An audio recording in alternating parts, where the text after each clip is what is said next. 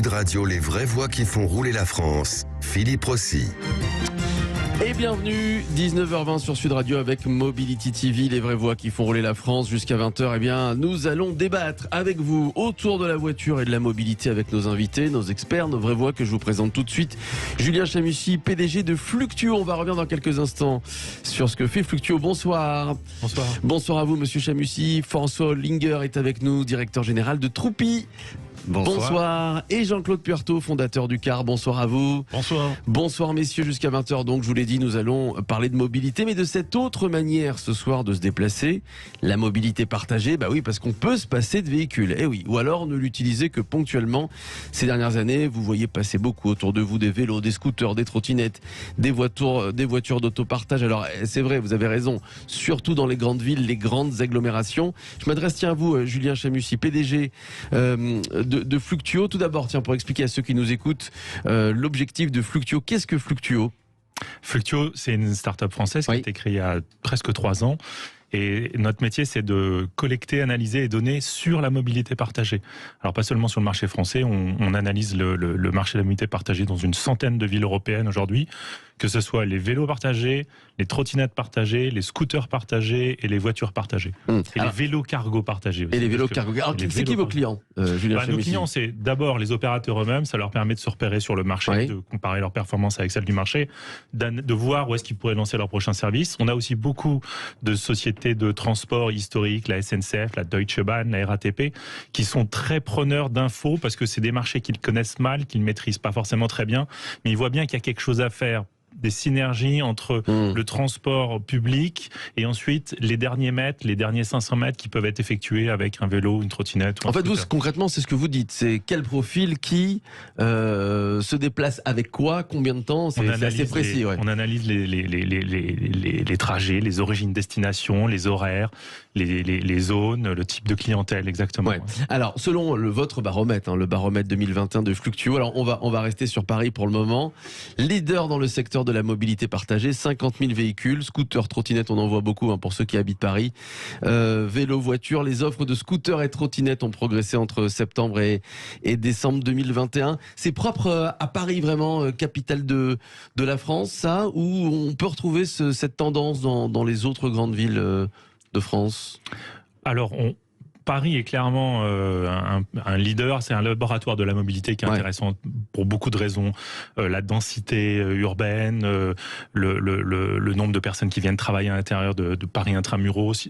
Il y a du tourisme, alors il y en a un peu moins au cours des 2 dernières années, mais ça joue aussi parce que ça génère des trajets supplémentaires. Ouais. Ensuite, il y a des villes de province comme Bordeaux, ou comme Lyon, ou comme Marseille, qui ont accueilli ce type de service, les bras ouverts, parce que ça permet aussi d'offrir de nouvelles options à leurs citoyens, et puis ça leur coûte, en tout cas les nouveaux services qui sont proposés par des opérateurs de trottinettes ou de vélos ou de scooters, généralement ne coûtent pas grand chose à la mairie, à la différence des services de vélos en station qui ont été installés au cours des 15 dernières années, qui pour le coup nécessitaient un investissement de la part des municipalités. Donc là, c'est des services qui peuvent être déployés. Si c'est bien encadré, si c'est bien supervisé, ça peut offrir des nouvelles options aux citoyens. Alors, François Linger, et j'aimerais aussi avoir l'avis de Jean-Claude Puerto, directeur général de Troupi. C'est des scooters électriques.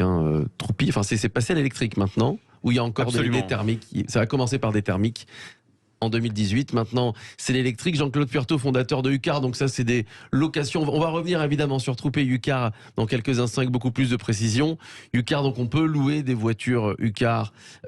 C'est des voitures à faible coût, location low cost, c'est ça, on peut appeler ça comme ça.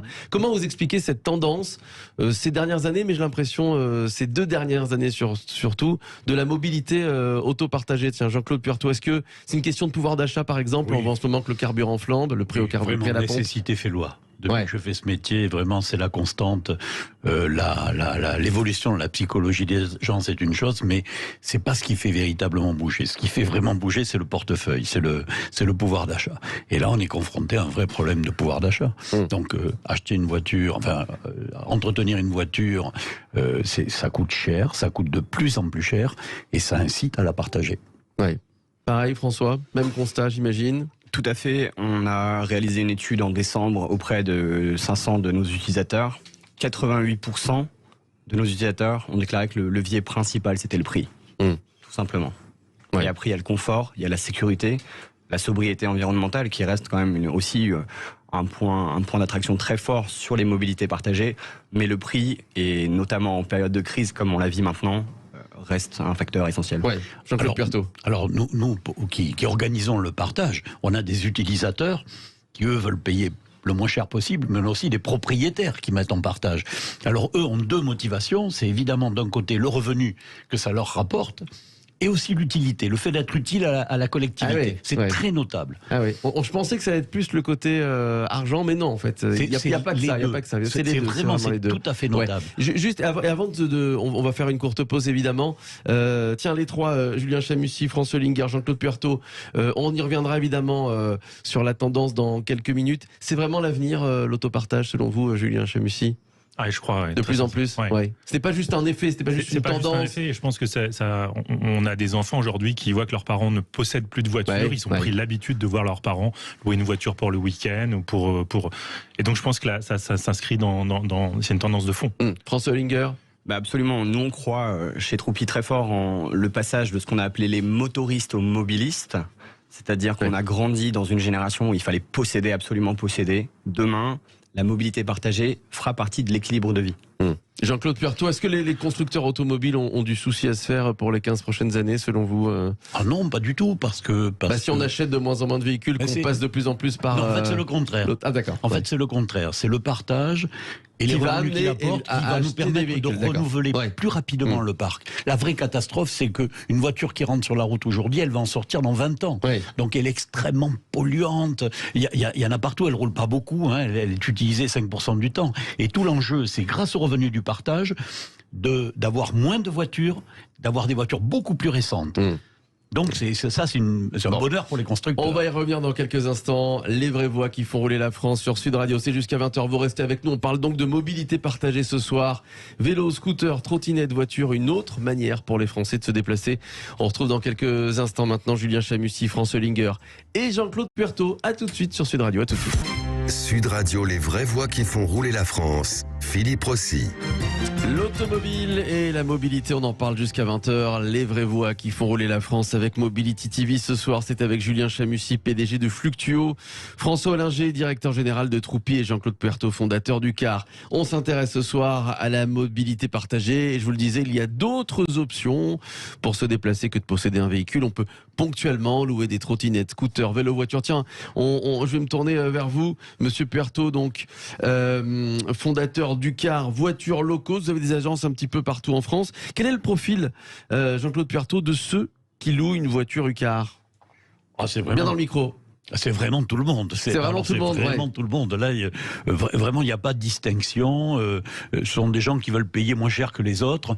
La voiture de location est chère. Donc déjà, on écarte les professionnels, par exemple, ceux qui auraient les moyens de, via leur société, de louer des voitures. Notre chiffre d'affaires avec des artisans, commerçants, avec des assureurs qui viennent chercher chez nous les véhicules de remplacement et avec des particuliers. Mais on n'a pas de distinction particulière. Ce qui attire vraiment cette clientèle, évidemment, c'est vraiment le fait que vous proposez des voitures low cost, c'est vraiment ça. Le prix. L'élasticité de la demande au prix chez nous est très très très forte. Et je trouve que les prix sont trop chers. Et notre ambition, c'est de faire baisser significativement le prix grâce au partage. Parce que ceux qui partent en vacances, alors j'imagine que parmi ceux qui louent des voitures UCAR, il y a ceux qui partent en vacances aussi, qui ont besoin d'une voiture, évidemment. Si on parle, je vais pas les citer, mais on connaît tous des agences de location de voitures. Évidemment, c'est vrai que la première réflexion qu'on se fait, c'est que c'est atrocement cher. Ben oui, c'est encore plus cher aujourd'hui parce qu'on n'a pas de voiture, parce qu'on n'arrive pas à s'approvisionner. Il y a en 2020, on se disait on a des voitures, on n'a pas de clients. Et aujourd'hui, on a des clients, on n'a pas de voiture. On n'a pas de voiture, et donc notre approvisionnement à nous, c'est d'aller chercher les voitures, votre voiture, la voiture de tout le monde, dans la proximité. On demande aux particuliers, apportez-nous nos voitures contre un revenu. On en manque, et c'est ce qui nous permet de ne pas faire monter les prix. Alors, évidemment, vous êtes très créatif, vous avez lancé pas mal de choses. Vous avez lancé les UCARPOL. Tiens, Jean-Claude Puerto, expliquez-nous ce qu'est une UCARPOL. Notre logique du partage, c'est une logique par cercle concentrique. C'est-à-dire qu'on dit qu'il faut d'abord organiser le partage dans la famille. Ensuite, avec les voisins. Vous voyez, dans des cercles de plus en plus intimes, ou de moins en moins intimes. Et donc la famille, c'est l'endroit où on devrait partager la voiture. Il y a 40 millions de voitures avec les zones à faible émission. Il y en a 12 millions qui doivent disparaître. Oui. Ça, on en est certain. Donc il faut apprendre à partager. En commençant par la famille. Vous avez vu, dans la famille, on avait une bagnole il y a 25 ans.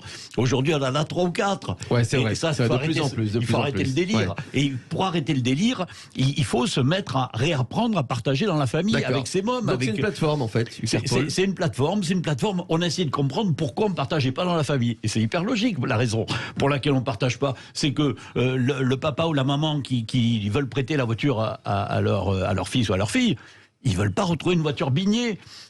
Le lundi matin, quand ils vont au boulot, ils en ont besoin de leur voiture. Et il faut leur donner une solution. Donc on leur a proposé une solution. Le lundi matin, ils ont un véhicule de remplacement s'il y a eu un problème. Grâce à une petite cotisation, on prend en charge la franchise et on garantit au propriétaire de la voiture qu'il ne va pas être pénalisé, que son bonus ne va pas être pénalisé. Mais je rappelle que c'est vraiment le voiture du père ou de la mère de famille, évidemment. C'est pas un véhicule qui vous appartient. Non, ça c'est une formule. Le carpool, c'est le partage dans la famille pour moins de 5 € par jour. Et alors, il y a autre chose. D'ici à l'été, je ne sais pas où vous en êtes d'ailleurs, vous allez lancer une offre qui permettra aux propriétaires d'une voiture de louer, vous nous le disiez, via l'application de louer donc son véhicule à tous les conducteurs qui sont intéressés. Oui, ça c'est... Alors ça, vous le disiez, c'est une question de pouvoir d'achat, évidemment. Oui. On progresse par cercle concentrique, donc on est en train d'attaquer maintenant les voisins. On dit dans l'immeuble, il faut partager les voitures. Ouais. Et ensuite, on attaquera un particulier à particulier plus général, mais là, il y a un enjeu de sécurité. Le partage, pour développer le partage, il faut le sécuriser. Alors là, on va loin dans la mobilité partagée. J'aimerais avoir votre avis, Julien Chamussy. C'est de très bonnes idées, mais effectivement, ça va loin. Qu'est-ce que vous en pensez Mais il faut aller loin, aller loin. Non, mais on a aujourd'hui aussi des promoteurs immobiliers qui se battent pour avoir des stations de vélo ou des stations d'autopartage en bas de chez eux. C'est important, ça valorise et ça rentre vraiment dans les modèles de tous les acteurs économiques. Il n'y aurait pas que le pouvoir d'achat. Vous parliez de Jean-Claude Puerto de l'utilité, évidemment, se sentir utile. C'est un fait, il y a aussi de la pollution, l'environnement, évidemment. Le climat, finalement, la mobilité partagée, c'est écologique. Et de plus en plus. Oui, c'est écologique. Alors, ça a beaucoup d'avantages. Ça prend moins de place finalement, parce que le vélo, le scooter qui va être parqué quelque part dans un emplacement, dans une ville, il va être utilisé par 5, 6, 7 personnes dans la journée. Ils sont en majorité électrique en plus. Ils sont en majorité électrique. Alors, il ne faut pas non plus survendre l'électrique. Alors, ça a un effet immédiat sur les émissions de gaz, mais bon, il y a aussi pour entretenir une flotte électrique, il faut changer les batteries, donc il y a quand même un peu de travail. Voilà, donc ça a un intérêt très fort. Ça fait moins de bruit. C'est important aussi, la pollution. Oui, parce qu'on parle de pollution sonore, évidemment. Ça fait beaucoup moins de bruit. Ça émet moins, mais bon, on n'est pas encore on n'a pas encore été jusqu'au bout dans la façon d'opérer ces services. Il y a énormément de choses qui peuvent être améliorées. Par exemple. Les batteries, le changement des batteries, comment est-ce qu'il est géré? Est-ce que c'est des camionnettes qui viennent? Est-ce que c'est des gens avec des vélos cargo qui viennent? Est-ce qu'il faut ramener les voitures dans un centre technique pour recharger la batterie? Voilà, il y a encore, c'est une industrie qui est encore assez jeune et il y a encore beaucoup de choses qui peuvent être améliorées là-dessus. Voilà. Donc le fait que ce soit électrique, ça a vraiment un impact, mais ça a aussi des contraintes. Julien Chamussy, vous êtes PDG donc Fluctuo qui donc transmet des données évidemment sur la mobilité partagée. Allez, dans une dizaine d'années, qu'est-ce qui va changer dans notre quotidien sur cette mobilité partagée? Est-ce que c'est le profil des personnes qui utilisent aujourd'hui une voiture autopartage, un vélo ou un scooter? Est-ce qu'ils vont peut-être plutôt vieillir, se rajeunir? Est-ce qu'on va l'utiliser de plus en plus, vous pensez, dans les 10 prochaines années, en prenant en compte que dans les 10 prochaines années, on va petit à petit arriver au tout électrique? Alors, on sera clairement au tout électrique sur tous les types des véhicules. Ensuite, effectivement, avec des voitures très chères, donc, au début en tout cas. Oui, mais ensuite, quand vous êtes en autopartage, le prix d'achat du véhicule, c'est pas votre problème finalement. Vous raisonnez au prix à la demi-heure. Oui, évidemment. Mais est-ce qu'il n'y aura pas plus d'autopartage justement parce qu'il y a des personnes qui pourront pas tout de suite s'acheter et passer à une voiture électrique? Je pense qu'il n'y a pas non plus complètement. Est-ce qu'il y aura un effet ou pas? Il y aura un effet, mais aujourd'hui, vous voyez que les gens qui font du vélo partage, ils peuvent aussi avoir leur propre vélo. Ouais. Il y a une complémentarité dans les usages qui est intéressante à gérer. Vous pouvez avoir un véhicule thermique que vous laissez dans votre garage et vous vous en servez quand vous partez en vacances ou quand vous partez en week-end. Et au quotidien, louer pour un des véhicule. déplacements urbains, vous allez utiliser des véhicules. Voilà. Donc il ne faut pas croire que l'un va remplacer l'autre. Je pense qu'on est beaucoup aussi dans la complémentarité. 100% des trajets se font pas avec des véhicules partagés dans 10 ans. Bon, mais par contre, oui, on pense que le nombre de trajets, le nombre d'utilisateurs va progresser. Il y a un effet générationnel. Vous voyez, quand vos parents ne possèdent pas de voiture, ne possèdent pas et qu'ils utilisent des véhicules partagés, forcément, ça va avoir un impact aussi sur la génération qui vient et qui va être encore plus dans cet usage, dans un nouveau rapport à la propriété ou à l'usage des véhicules. Ouais. Alors, on disait qu'une majorité, de plus en plus de scooters étaient électriques. C'est le cas, hein, François Ollinger, directeur général de Troupi. Vous avez lancé Troupi en 2018. Alors, Troupi, c'est basé essentiellement sur Paris, hein. Absolument, notre cœur est parisien, oui, tout à fait. Très bien. En 2018, pourquoi vous lancez Troupi? Qu'est-ce que vous vous dites? La jeunesse de l'histoire, elle vient du groupe Chapa, qui est un groupe centenaire parisien, qui est donc le plus gros réseau de concessions moto. Et son patron, donc Axel Villaseca, a vu arriver cette vague de partage et a voulu mettre à disposition des Parisiens des 125 à l'époque thermique, qui permettaient justement aux gens qui étaient à Boulogne, à Sèvres, de pouvoir commuter jusqu'à Paris. L'idée étant qu'on a été accompagné par Yamaha, un des plus grands constructeurs mondiaux, et on les a accompagnés jusqu'à l'arrivée de l'électrique, donc cette année. Donc au début, c'était, en tout cas les 2 premières années, c'était du thermique. C'était du thermique, c'était la meilleure solution qu'on avait à l'époque, en termes de confort, de conduite et surtout de sécurité. Aujourd'hui, en 2022, on arrive avec une flotte de scooters électriques. On a répondu à l'appel d'offres de la mairie de Paris. Parce qu'on est parisien, notre cœur est parisien et surtout qu'on y croit fort. Julien Chamussi l'a dit, Paris c'est un des modèles en termes de mobilité. Il y a tellement de choses à faire encore. Il faut vraiment comprendre qu'on est au tout début du modèle de la mobilité partagée. Paris certes, il y a encore plein d'autres opportunités, mais effectivement, il faut comprendre que on est à l'époque de la Ford T quand on a lancé l'automobile. Au niveau de la mobilité partagée, il y a encore tant de choses à faire et notamment, on l'a dit tout à l'heure, sur la sobriété énergétique. Pourquoi aujourd'hui, nous on arrive avec Yamaha? La réponse elle est très simple. On arrive avec quelque chose de sécure, confortable certes. 3 roues, scooter 3 roues. Non, ça sera des scooters de roues. Ah, 2 roues, les 50 seront des scooters de roues, les 125 seront des scooters de roues et nous on fait le pari chez Troupi de l'intermodalité. C'est-à-dire qu'on permet aux Parisiens de circuler dans Paris sur des petits trajets, 3 à 4 km. Mais sur les 125, on va pouvoir pousser jusqu'à 6 km de trajet, ce qui permet vraiment l'effet de la migration pendulaire. Et encore une fois, je reviens sur la sobriété énergétique, c'est un des axes principaux de développement des scooters et de la mobilité partagée en général. On peut encore mieux faire. Alors juste pour ceux qui habitent Paris, et puis ça va intéresser les autres, évidemment, comment ça se passe? Il y a une application qu'on peut louer son scooter Troupi? Absolument, et mon collègue de Fluxio le connaît que trop bien. C'est une interface sur laquelle on peut choisir entre le 50 et le 125, et ça nous permet à nous de récupérer l'intégralité de la donnée, et notamment à des fins de développement, de toujours faire mieux en termes de scooter. Ouais. Comment ça se passe aujourd'hui? Vous avez peut-être quelques chiffres à nous donner? Ça marche bien? De plus en plus de personnes qui utilisent Troupi? Alors absolument, on peut comparer aux chiffres du thermique, mais on a des croissances qui sont à 3 chiffres annuellement en termes d'utilisateurs, mais surtout en termes d'utilisateurs réguliers. Et il y a quelque chose qui est extrêmement intéressant et que, encore une fois, Julien a mentionné tout à l'heure, c'est que ça vient en complément d'un véhicule déjà possédé. On ne fait pas de cannibalisation d'un usage, c'est-à-dire qu'on vient en complément. Et c'est extrêmement important, c'est-à-dire que parce qu'on a cette approche de complément, on sait qu'il y a vraiment un potentiel et un marché pour se développer. Encore une fois, le chiffre, il faut comprendre que 50% de l'espace à Paris est utilisé par des voitures qui sont garées, seulement 10% sont utilisés quotidiennement. C'est-à-dire qu'il y a encore tellement de choses à faire dans Paris et dans les villes européennes. Ouais. Alors, le tout électrique, imagine, et je vais revenir avec vous, Jean-Claude Puertot, le fait qu'on loue des scooters Troupi, le fait que ce soit des scooters tout électriques, ça joue évidemment dans la décision du Parisien de prendre ce scooter ou pas? Chez Troupi, on pense que aujourd'hui la question doit plus se poser. L'électrique est une évidence. Mais ça attire, est-ce que ça attire le fait que ce soit un scooter électrique? Il y a certainement un effet par rapport à l'électrique. Et je pense que... Alors Jean-Claude Puertot, est-ce que vous êtes à combien en pourcentage de voitures électriques? Une dizaine de pourcents. Ouais. Mais effectivement, en zone urbaine, c'est la bonne solution. Ouais. Après, pour des grands déplacements, je suis un peu plus sceptique pour le moment. Mais en zone urbaine, bien sûr, il n'y a pas de débat. Ouais. Julien Chamussi, finalement, l'arrivée du tout électrique, ça va commencer d'abord par tous ces véhicules d'autopartage, les scooters, les voitures. On parle beaucoup de la voiture électrique, et il y a énormément d'argent qui a été investi dans la voiture électrique, mais aujourd'hui, le véhicule électrique le plus vendu en Europe et dans le monde entier, c'est du vélo. C'est le vélo et le véhicule électrique le plus vendu. Donc la révolution électrique, elle démarre par la micromobilité.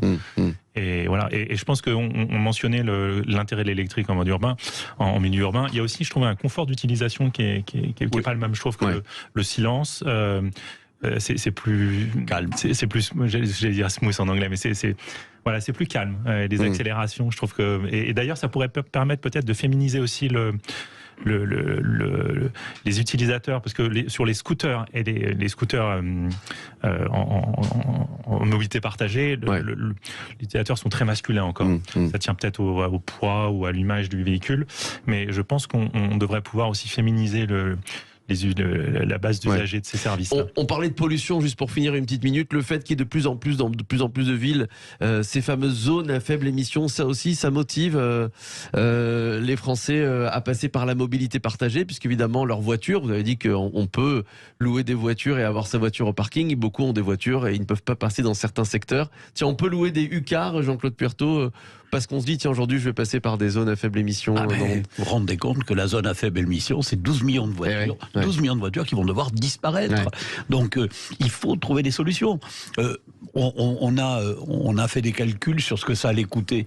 C'est abyssal, c'est 30 milliards pour les ménages français par an. Le remplacement d'une vieille voiture en voiture plus récente, c'est-à-dire d'une voiture qui a 15 ans, voiture qui a 6 ans, c'est 30 milliards. Où voulez-vous les trouver si vous n'intégrez pas les revenus du partage? C'est impossible. Allez, on va se retrouver dans quelques minutes. Restez avec nous. Les vraies voix qui font rouler la France. Julien Chamussy, François Hollinger, Jean-Claude Puertot, vous restez avec nous. Dans quelques minutes, on retrouvera Vincent Frey. Il est responsable de Léo & Go.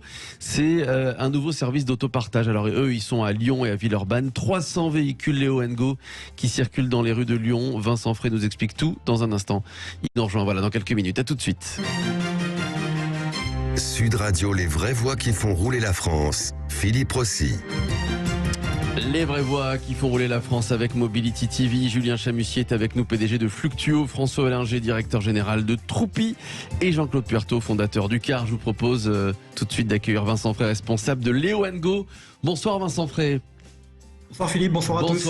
Bonsoir à vous. Alors Léo & Go, nouveau service d'autopartage, c'est à Lyon et Villeurbanne. Depuis le 1er septembre dernier, il y a quelques mois maintenant, une flotte de 300 véhicules qui circulent donc dans ces villes, Lyon, Villeurbanne, des Peugeot 208 électriques, des Toyota Yaris hybrides.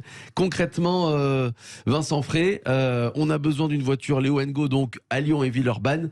Comment fait-on déjà? On télécharge l'application. On commence par ça. Ça rejoint un petit peu ce que disait mon collègue de Troupi tout à l'heure. Ça se passe via un fonctionnement digital. On a voulu que ce soit simple. Donc, vous téléchargez une application mobile, vous vous inscrivez au service en quelques clics, et littéralement, en 2 clics, vous êtes installé au volant d'une voiture, prêt à partir. Donc, on a vraiment voulu mettre la voiture à disposition immédiate des usagers. Et il faut le rappeler, il n'y a pas d'abonnement, pas besoin d'abonnement.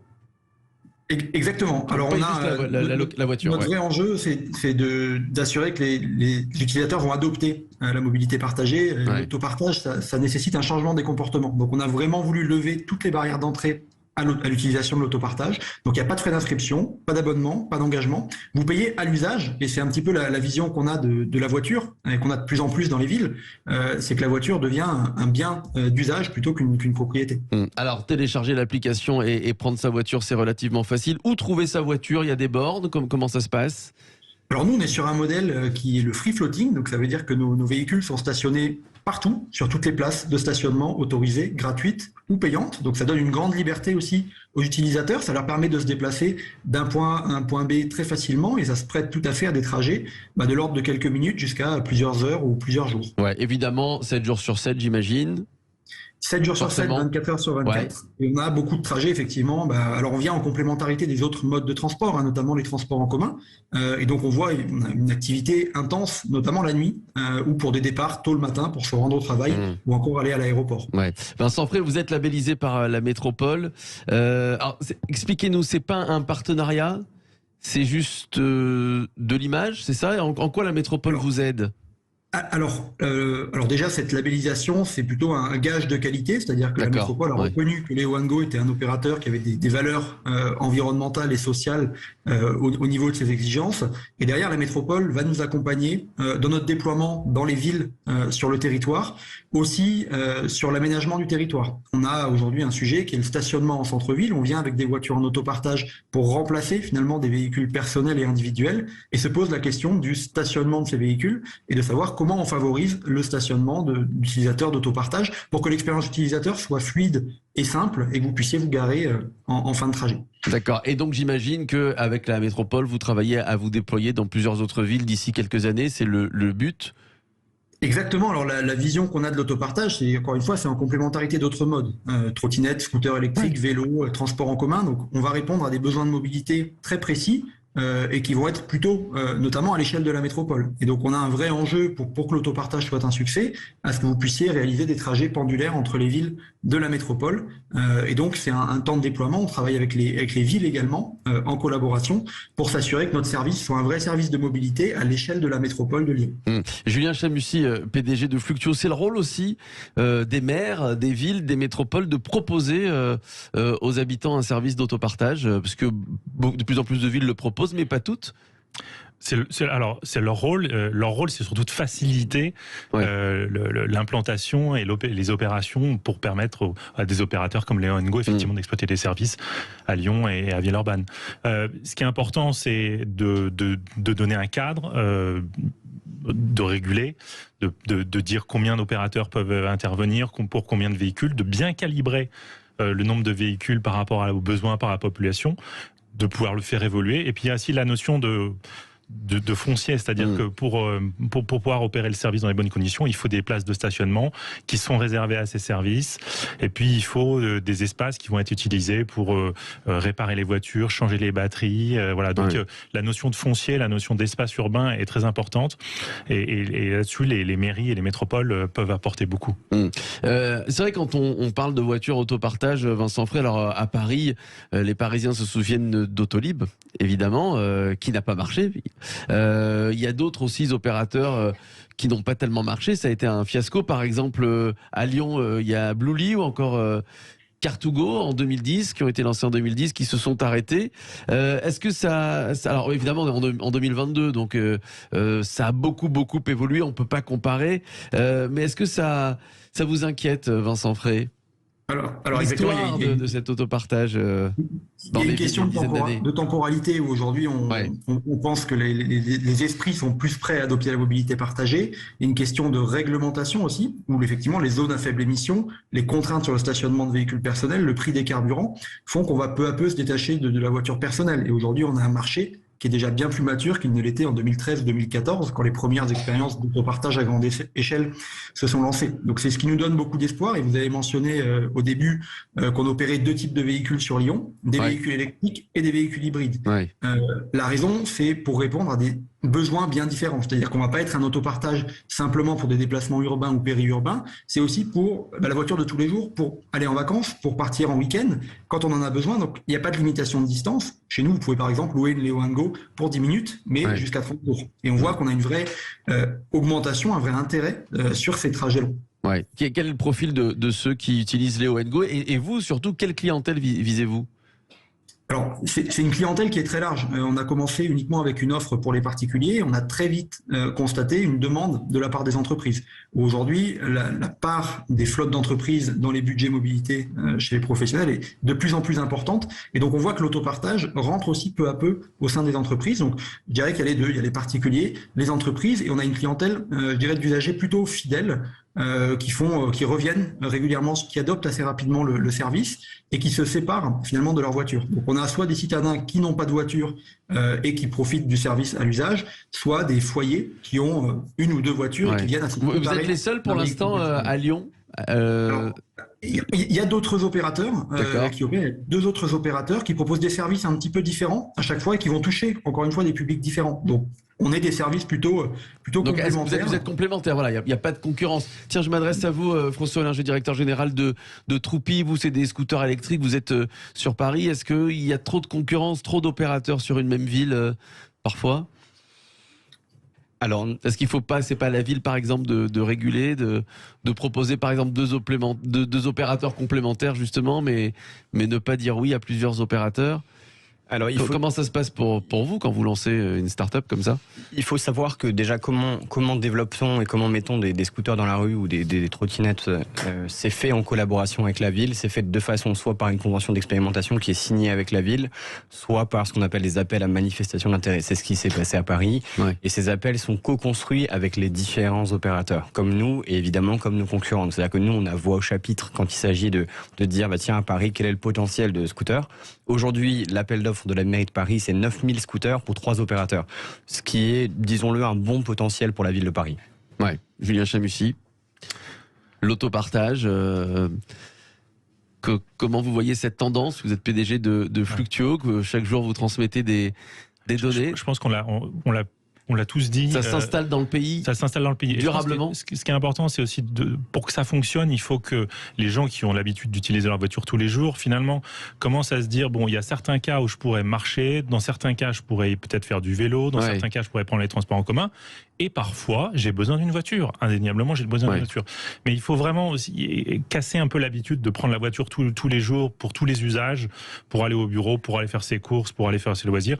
La voiture est indispensable dans certains cas. Dans d'autres cas, il y a d'autres véhicules disponibles. Alors, comme chez soi, on peut pas forcément avoir un scooter, une trottinette, un vélo et une voiture électrique. On passe par l'autopartage. L'autopartage ou la mobilité partagée de façon plus générale permet de répondre un peu à cette problématique. Jean-Claude Puerto, fondateur de UCAR, vous êtes confiant pour l'avenir, pour ces prochaines années, pour votre petit bébé? François disait tout à l'heure, on est à la forte du partage. On va vers une immense révolution du partage, on est juste au démarrage. Donc la question ne se pose pas. L'avenir de l'automobile, elle est dans le partage.